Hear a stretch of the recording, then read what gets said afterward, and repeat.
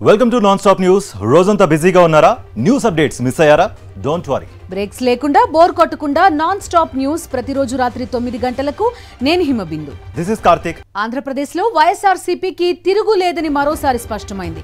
మరోసారి ఫ్యాన్ గాలి వీయబోతోందని majority survey సంస్థలు వెల్లడించాయి. జగన్ నేతృత్వంలోని వైఎస్ఆర్సీపీ ప్రభంజనం సృష్టించబోతోందని, మళ్లీ అధికారంలోకి రానుందని ఎగ్జిట్ పోల్స్ తేల్చాయి. సంక్షేమం, అభివృద్ధి, సుపరిపాలనతో విప్లవాత్మక మార్పులు తీసుకొచ్చిన సీఎం జగన్ కే మరోసారి జనం జై కొట్టబోతున్నారని ఎగ్జిట్ పోల్స్ లో తేలింది.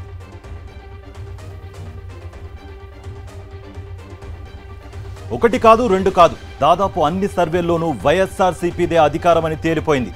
ప్రముఖ సంస్థ ఆరా సైతం ఇదే తేల్చింది. రాష్ట్రంలో 94 నుంచి 104 స్థానాల్లో వైఎస్ఆర్సీపీ గెలవబోతోందని ఆరా మస్తాన్ తెలిపారు. 13 నుంచి 15 లోక్సభ స్థానాల్లో వైఎస్ఆర్సీపీ గెలవబోతోందని అంచనా వేశారు. కాంగ్రెస్ అధ్యక్షురాలు షర్మిలకు డిపాజిట్ కూడా వచ్చే అవకాశం లేదని తేల్చేశారు.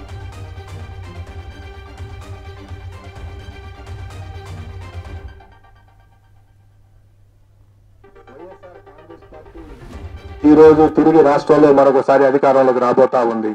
వైఎస్ఆర్ కాంగ్రెస్ పార్టీ ఆంధ్రప్రదేశ్ లో మే 13వ తేదీన జరిగినటువంటి ఎన్నికల్లో 49.41% ఓట్లను సాధించి 94 నుండి 104 అసెంబ్లీ స్థానాల్లో గెలవబోతా ఉంది. అలాగే తెలుగుదేశం పార్టీ కూటమి 47.55% ఓట్లను సాధించి కేవలం 71 నుండి 81 స్థానాలకు పరిమితం కాబోతా ఉంది. ఇతర పార్టీలు, ఇండిపెండెంట్ అభ్యర్థులు 3.04% ఓట్లకు పరిమితం కాబోతా ఉన్నాయి. సుమారుగా 2% ఓట్ల ఆధిక్యతతో తెలుగుదేశం పార్టీ కూటమి కంటే సుమారుగా 20-25 స్థానాల్లో వైఎస్ఆర్ కాంగ్రెస్ పార్టీ ఆధిక్యత సాధించి మరొకసారి ప్రభుత్వాన్ని ఏర్పాటు చేయబోతా ఉంది.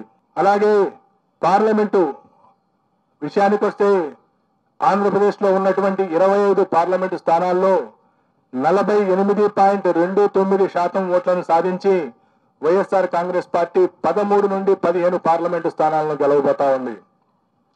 అలాగే తెలుగుదేశం కూటమి 47.68 ఓట్ల శాతాన్ని సాధించి 10 నుండి 12 పార్లమెంటు స్థానాల్ని గెలవనున్నది. 4.03% ఓట్లు కాంగ్రెస్ పార్టీ మరియు ఇతర పార్టీలకు లభించినాయి. ఏ పార్టీకి కూడా ఇంకా వేరే పార్టీలకు సీట్లు లభించేటువంటి అవకాశం లేదు. కడప పార్లమెంటు నుండి పోటీ చేసినటువంటి శ్రీమతి షర్మిల గారు అక్కడ గణనీయమైనటువంటి ఓట్లు పొందుతున్నప్పటికీ అక్కడ గెలిచే పరిస్థితి లేదు. వారికి అక్కడ డిపాజిట్ కూడా దక్కేటువంటి పరిస్థితి లేదు. ఆవిడ సుమారు 12% ఓట్లకు పరిమితం కాబోతా ఉన్నది. ఆత్మసాక్షి సర్వేలో వైఎస్ఆర్సీపీకి 98 నుంచి 116 సీట్లు వస్తుంటే టీడీపీ కూటమికి 59 నుంచి 77 సీట్లు వస్తాయని తేలింది. రేస్ సంస్థ నిర్వహించిన సర్వేలో వైఎస్ఆర్సీపీకి 117 నుంచి 128, కూటమికి 48 నుంచి 58 సీట్లు వస్తాయని అంచనా. పోల్ స్ట్రాటజీ గ్రూప్ వైఎస్ఆర్సీపీకి 115 నుంచి 125, కూటమికి 50 నుంచి 60, ఆపరేషన్ చాణక్యలో వైఎస్ఆర్సీపీకి 95 నుంచి 102, కూటమికి 64 నుంచి 68 సీట్లు వస్తాయని తేల్చింది. చాణక్య పార్థదాస్ వైఎస్ఆర్సీపీకి 110 నుంచి 120, కూటమికి 55 నుంచి 65, జన్మత్తులో వైఎస్ఆర్సీపీకి 95 నుంచి 103, కూటమికి 67 నుంచి 75 సీట్లు వస్తాయని అంచనా వేశాయి. బ్రాప్ స్ట్రాటజీస్ వైఎస్ఆర్సీపీకి 158 నుంచి 171, టీడీపీ కూటమికి కేవలం 0 నుంచి 4 సీట్లు మాత్రమే వస్తాయని తేల్చింది. అగ్నివీర్ సంస్థ వైఎస్ఆర్సీపీకి 124 నుంచి 128, టీడీపీ కూటమికి 46 నుంచి 49, పొలిటికల్ ల్యాబొరేటరీ సంస్థ వైఎస్ఆర్సీపీకి 108, టీడీపీ కూటమికి 67 సీట్లు వస్తాయని అంచనా వేశాయి. లోక్సభ స్థానాల విషయంలో కూడా వైఎస్ఆర్సీపీనే ముందంజలో ఉంది. ఆత్మసాక్షి సర్వే ప్రకారం వైఎస్ఆర్సీపీకి 16, టీడీపీ కూటమికి 8 సీట్లు వచ్చే అవకాశం ఉంది. డబ్ల్యూఆర్ఏపీ స్ట్రాటజీస్ ప్రకారం వైఎస్ఆర్సీపీకి 23 నుంచి 25, టీడీపీకి 2, ఆపరేషన్ చాణక్య వైఎస్ఆర్సీపీకి 13, టీడీపీకి 11, ఇతరులకు 1 స్థానం వస్తుందని అంచనా వేసింది. పొలిటికల్ ల్యాబొరేటరీ వైఎస్ఆర్సీపీకి 14, టీడీపీకి 11 సీట్లు వస్తాయని తేల్చింది. వైఎస్ఆర్సీపీకి ఎగ్జిట్ పోల్స్లో వచ్చిన ఫలితాల కంటే కౌంటింగ్ రోజున మరింత మెరుగైన ఫలితాలు వస్తాయనన్నారు పార్టీ ప్రధాన కార్యదర్శి సద్దల రామకృష్ణారెడ్డి.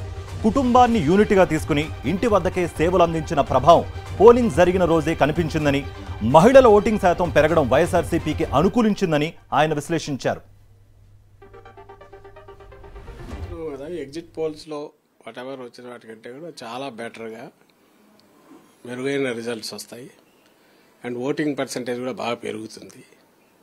దానికి కాంక్రీట్ రీజన్ కూడా చెప్తున్నాం ఫస్ట్ నుంచి. ఈ 5 yearsలో ఏదైతే జగన్మోహన్ రెడ్డి గారు ఇంప్లిమెంట్ చేసిన ఒక ఫ్యామిలీని యూనిట్గా తీసుకొని నేరుగా డోర్ స్టెప్ దగ్గరికి అన్ని అందజేయడం కానీ, దానివల్ల వాళ్ళ జీవన ప్రమాణాలు పెరగడం కానీ, మహిళలకు ముఖ్యంగా పెద్దపీట వేయడం, వీటన్నిటి ఇంపాక్ట్ అనేది ఖచ్చితంగా ఎలక్షన్స్ మీద ఉండి తీరుతుంది అనుకున్నాం. అది ఎలక్షన్ పోలింగ్లో కనిపించింది. సో అక్కడ నుంచి ఎగ్జిట్ పోల్ వచ్చేసరికి రకరకాలవి వస్తున్నాయి.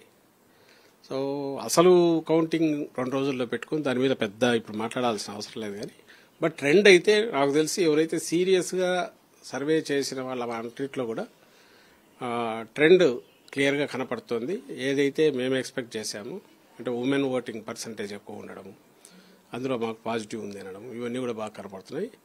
అయితే దీనికంటే ఇంకా మెరుగ్గా ఉంటాయని ఎందుకు అనుకుంటున్నామంటే, మాకు ఓటు వేసిన వాళ్ళతో సైలెంట్ ఓట్ అది ఎక్కువగా, అది అర్బన్ కావచ్చు, రూరల్ కావచ్చు.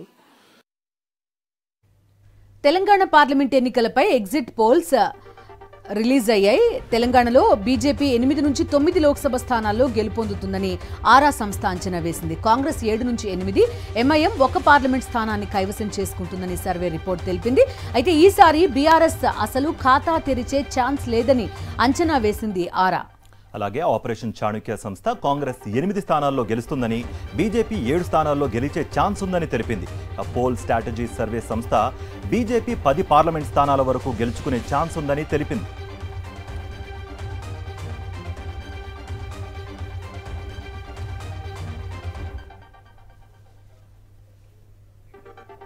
కేంద్రంలో సరికొత్త చరిత్ర సృష్టించేందుకు ఒక్క అడుగు దూరంలో ఉంది భారతీయ జనతా పార్టీ.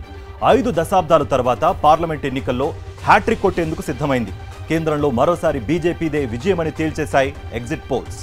350కి పైగా స్థానాలతో ముచ్చటగా 3వసారి ఎన్డీఏ అధికారం చేపడుతుందని అంచనా వేశాయి.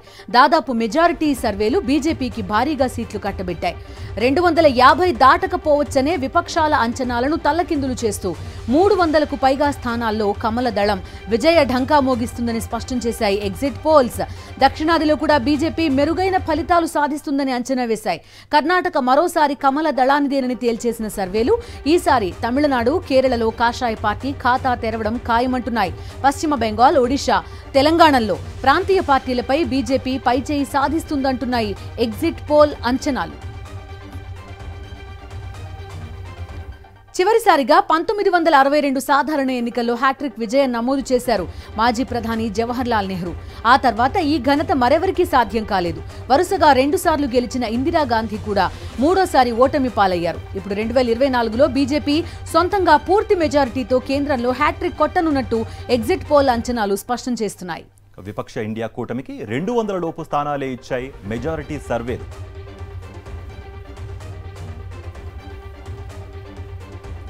ప్రజాస్వామ్య పండుగలో ప్రధాన ఘట్టం పూర్తయింది. ప్రజా తీర్పు ఓటింగ్ యంత్రాల్లో నిక్షిప్తమైంది. సార్వత్రిక ఎన్నికల పోలింగ్ ప్రక్రియ ముగిసింది. మొత్తం 7 దశల్లో 542 నియోజకవర్గాలకు ఓటింగ్ నిర్వహించింది కేంద్ర ఎన్నికల సంఘం.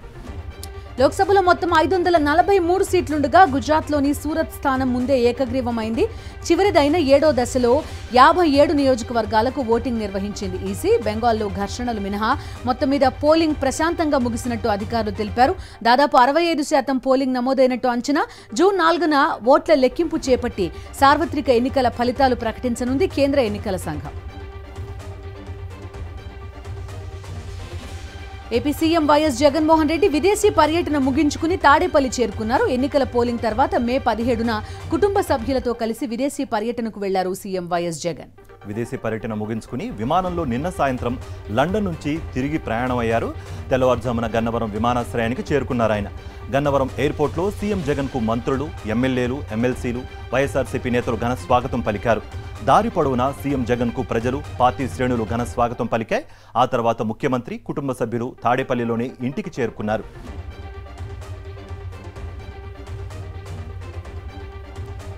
ప్రజల ఆశీర్వాదంతో సీఎం జగన్ మరోసారి ముఖ్యమంత్రి కాబోతున్నారని అన్నారు ఏపీ వ్యవసాయ శాఖ మంత్రి కాకాణి గోవర్ధన్ రెడ్డి. తిరుమల శ్రీవారిని ఆయన దర్శించుకున్నారు. వీఐపీ దర్శనం అనంతరం ఆలయ అర్చకులు ఆయన్ను ఆశీర్వదించి తీర్థ ప్రసాదాలు అందజేశారు. ప్రభుత్వ ఏర్పాటుకు కృషి చేసిన ప్రతి ఒక్కరికి ధన్యవాదాలు తెలిపారు కాకాణి. ముఖ్యమంత్రి జగన్మోహన్ రెడ్డి గారికి, రాష్ట్ర ప్రజానీకానికి, ప్రత్యేకించి ఈ ప్రభుత్వం ఏర్పాటు చేయడానికి కృషి చేస్తున్నటువంటి ప్రతి ఒక్కరికి వెంకటేశ్వర స్వామి ఆశీస్సులు ఎలవేళలా ఉండాలని చెప్పి ఆశిస్తూ, ఆకాంక్షిస్తూ నాకు వ్యవసాయ శాఖ మంత్రిగా అవకాశం ఇచ్చి రైతులందరికీ అండగా నిలిచేటువంటి అవకాశం కల్పించినటువంటి జగన్మోహన్ రెడ్డి గారికి నిండు నూరేళ్లు దీర్ఘ ఆయురారోగ్యాలతో వర్ధిల్లాలని, అదేవిధంగా రాష్ట్రంలో ఉండేటువంటి ప్రతి ఒక్కరూ సుభిక్షంగా ఉండేటువంటి విధంగా అన్ని విధాలా ఆ వెంకటేశ్వర స్వామి ఆశీస్సులు ఉండాలని చెప్పి కోరుకుంటున్నాను, ప్రార్థించుకుంటున్నాను. టీడీపీ అధినేత చంద్రబాబుపై మంత్రి జోగి రమేష్ మండిపడ్డారు. చంద్రబాబు ఎందుకు రహస్యంగా విదేశాల్లో పర్యటించారో చెప్పాలని డిమాండ్ చేశారు. చికిత్స కోసం వెళ్లారా లేక దోచుకున్న డబ్బు దాచుకునేందుకు వెళ్లారా? ప్రజలకు సమాధానం చెప్పాలని అన్నారు. చంద్రబాబు పర్యటనపై ప్రజలు ప్రశ్నిస్తున్నా టీడీపీ నేతలు ఎందుకు నోరు మెదపడం లేదో అనుమానంగా ఉందన్నారు జోగి రమేష్. చంద్రబాబు నాయుడు ఏ దేశానికి పోయాడో తెలీదు, ఎక్కడున్నాడో తెలీదు, విశ్రాంతి కోసం వెళ్ళాడో తెలీదు, వైద్య పరీక్షల కోసం వెళ్ళాడో తెలీదు, పెట్టుబడుల్ని ఆకర్షించటం కోసం వెళ్ళాడో తెలీదు, పెట్టుబడులు ఆకర్షితుడై పెట్టుబడులు పెట్టడం కోసం వెళ్ళాడో తెలీదు. నల్లధనం మొత్తం కూడా తీసుకెళ్లి ఎక్కడన్నా ఏ దేశంలో పెట్టాడో అది తెలీదు. హైకోర్టు ఆదేశాలతో పల్నాడు జిల్లా కారంపూడి సీఐ నారాయణస్వామిపై ఈసీ చర్యలు తీసుకుంది. సీఐ నారాయణస్వామిని విధుల నుంచి తప్పించింది. అనంతరం నారాయణస్వామిపై సీఈఓ మీనా సిట్ విచారణకు ఆదేశించారు. తనపై తప్పుడు కేసులు పెట్టి వేధిస్తున్నారని నారాయణస్వామితో పాటు ఇద్దరు పోలీసు అధికారులపై మాచర్ల ఎమ్మెల్యే పిన్నెల్లి వేసిన పిటిషన్ను విచారించిన హైకోర్టు నారాయణస్వామిపై చర్యలు తీసుకోవాలని సీఈఓను ఆదేశించింది.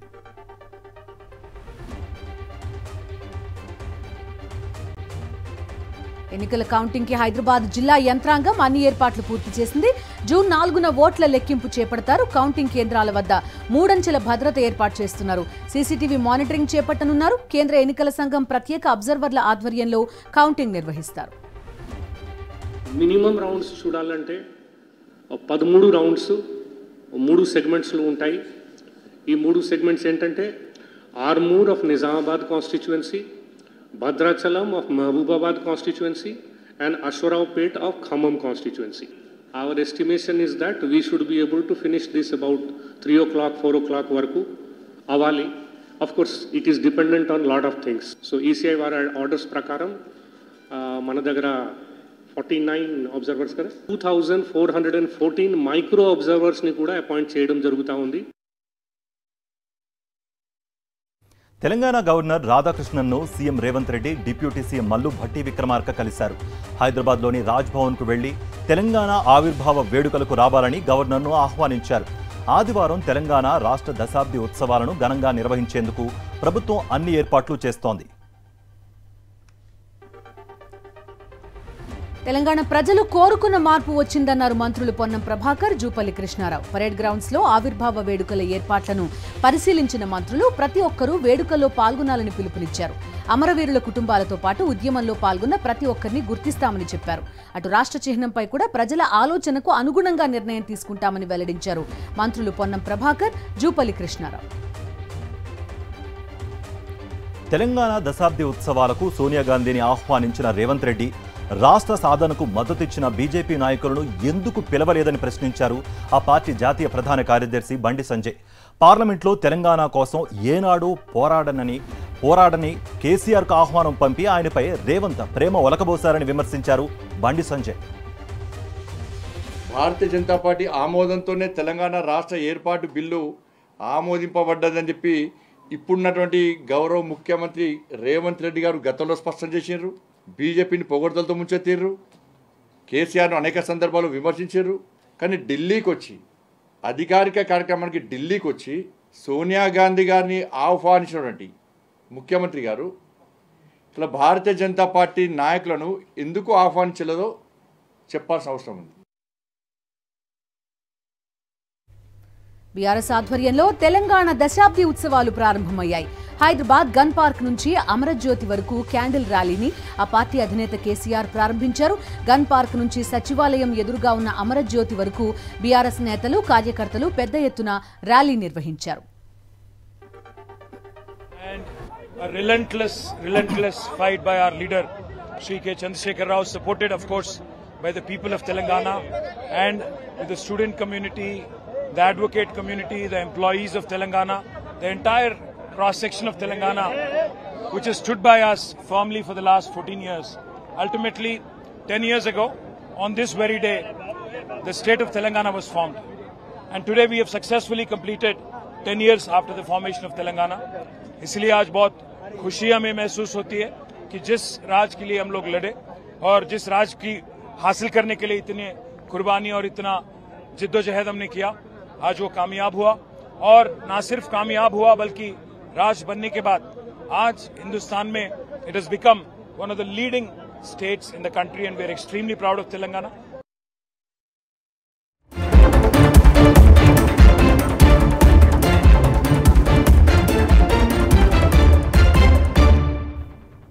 నేషనల్ అప్డేట్స్ చూద్దాం. సార్వత్రిక ఎన్నికల పోలింగ్పై సమీక్ష చేపట్టడంతో పాటు ఓట్ల లెక్కింపు సందర్భంగా అనుసరించాల్సిన వ్యూహంపై ఇండియా కూటమి నేతలు సుదీర్ఘంగా చర్చించారు. నేషనల్ కాంగ్రెస్ అధ్యక్షులు మల్లికార్జున ఖర్గే నివాసంలో జరిగిన ఈ సమావేశంలో Sonia Gandhi, Rahul Gandhi, Sharad Pawar, Delhi CM Kejriwal, Punjab CM Bhagwant Singh Mann, Samajwadi Party chief Akhilesh Yadav, National Conference అధినేత ఒమర్ అబ్దుల్లా, ఆర్జేడీ నేత తేజస్వి యాదవ్, జేఎంఎం నేతలు చంపై సొరేన్, కల్పనా సొరేన్, సిపిఎం ప్రధాన కార్యదర్శి సీతారాం ఏచూరి, సిపిఐ నేత డి రాజా సహా పలువురు నేతలు హాజరయ్యారు. కన్యాకుమారిలో ప్రధాని నరేంద్ర మోదీ ధ్యానం ముగిసింది. దాదాపు 4 గంటల పాటు Swami Vivekananda rock memorial meditation చేసిన ప్రధాని ధ్యానం ముగించుకుని బయటకు వచ్చారు. తమిళ కవి తిరువళ్లువార్కు నివాళులర్పించారు. ధ్యానం సమయంలో కేవలం కొబ్బరి నీళ్లు, ద్రాక్ష రసం మాత్రమే సేవించారు ప్రధాని. ఈ 45 గంటలు మౌనం పాటించారు. వివేకానంద మందిరం నుంచి బయటకు వచ్చారు. వివేకానందుని పాదాల దగ్గర పూలమాల వేశారు.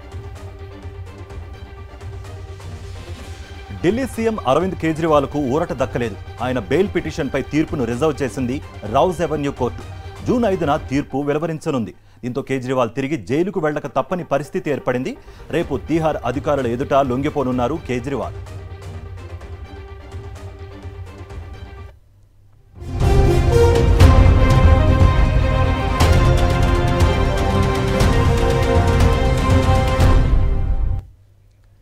అంతర్జాతీయ వార్తలు చూద్దాం. భారత సంతతికి చెందిన వ్యోమగామి సునీత విలియమ్స్ కాసేపట్లో 3వ అంతరిక్షంలోకి వెళ్లనున్నారు. భారత కాలమానం ప్రకారం ఫ్లోరిడాలోని కెనడీ స్పేస్ సెంటర్ నుంచి బోయింగ్ స్టార్ లైనర్ రాకెట్లో ఈ రోజు రాత్రి 10 గంటల సమయంలో అంతరిక్షంలోకి బయలుదేరనున్నారు. అంతరిక్షంలో లోవర్ ఎర్త్ ఆర్బిట్లో ఉన్న ఇంటర్నేషనల్ స్పేస్ స్టేషన్ కి వ్యోమగాములను చేరవేసే ప్రాజెక్టుపై బోయింగ్ స్టార్ లైనర్ పనిచేస్తోంది. సునీత విలియమ్స్ తో పాటు మరో వ్యోమగామి బుచ్ విల్మోర్ ఐఎస్ఎస్ కి చెందిన హార్మోనీ మాడ్యూల్ సబ్ సిస్టమ్స్ పనితీరుపై వారం రోజుల పాటు పనిచేయనున్నారు.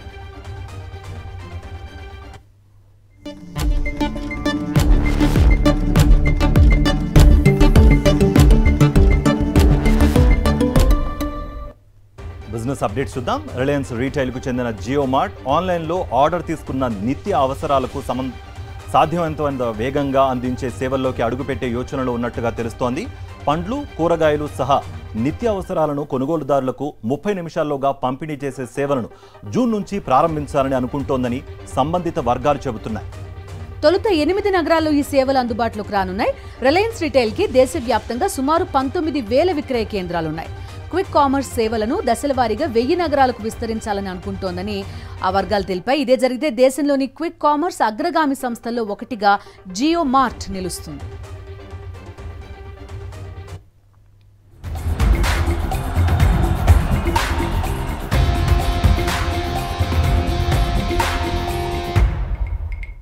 Coming to sports updates. Hockey league లో భారత పురుషుల జట్టు జర్మనీకి షాక్ ఇస్తూ భారీ విజయం సాధించింది. లండన్లో జరుగుతున్న FIH ప్రో లీగ్ లో పరాజయాలతో సతమతమైన టీమిండియా బలమైన జర్మనీపై 3-0తో జయభేరి ముగించింది. కెప్టెన్ హర్మన్ ప్రీత్ సింగ్ తొలి గోల్ అందించగా రెండో అర్ధభాగంలో భారత ఆటగాళ్లు రెచ్చిపోయారు. కెప్టెన్ హర్మన్ప్రీత్ సింగ్ 16వ నిమిషంలో బోణీ చేయగా సుఖ్జిత్ బ్యాక్ హ్యాండ్తో రెండో గోల్ అందించాడు. కాసేపటికే ప్రీత్ సింగ్ మూడో గోల్తో జర్మనీ జట్టు డీలా పడిపోయింది. ఈ విజయంతో టీమిండియా 24 పాయింట్లతో మూడో స్థానంలో నిలిచింది. అర్జెంటీనా, నెదర్లాండ్స్ జట్లు టాప్ ప్లేస్లో కొనసాగుతున్నాయి.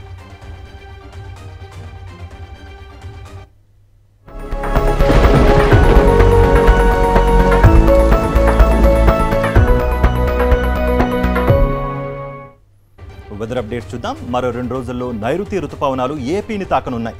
అప్పటి వరకు రాష్ట్రంలో ఎండల తీవ్రత కొనసాగుతుందని వాతావరణ శాఖ తెలిపింది. మరోవైపు ఇవాళ రేపు రాష్ట్రంలోని పలు ప్రాంతాల్లో వర్షాలు కురిసే అవకాశం ఉందని చెప్పింది. తెలంగాణలో పలు జిల్లాల్లో తేలికపాటి నుంచి భారీ వర్షాలు కురుస్తాయని వాతావరణ కేంద్రం తెలిపింది. నల్లగొండ, వరంగల్, హన్మకొండ, జనగామ, సిద్దిపేట, భువనగిరి, వనపర్తి, రంగారెడ్డి, హైదరాబాద్, మేడ్చల్, వికారాబాద్ జిల్లాల్లో వర్షాలు పడతాయని ఎల్లో అలర్ట్ జారీ చేసింది.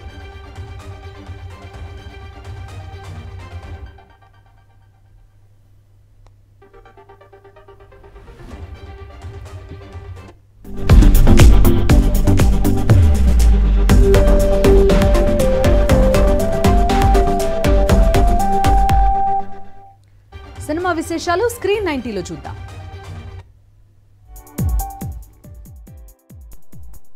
సర్వానంద్, కృతి శెట్టి జంటగా నటించిన మనమే మూవీ ట్రైలర్ లేటెస్ట్ గా విడుదలైంది.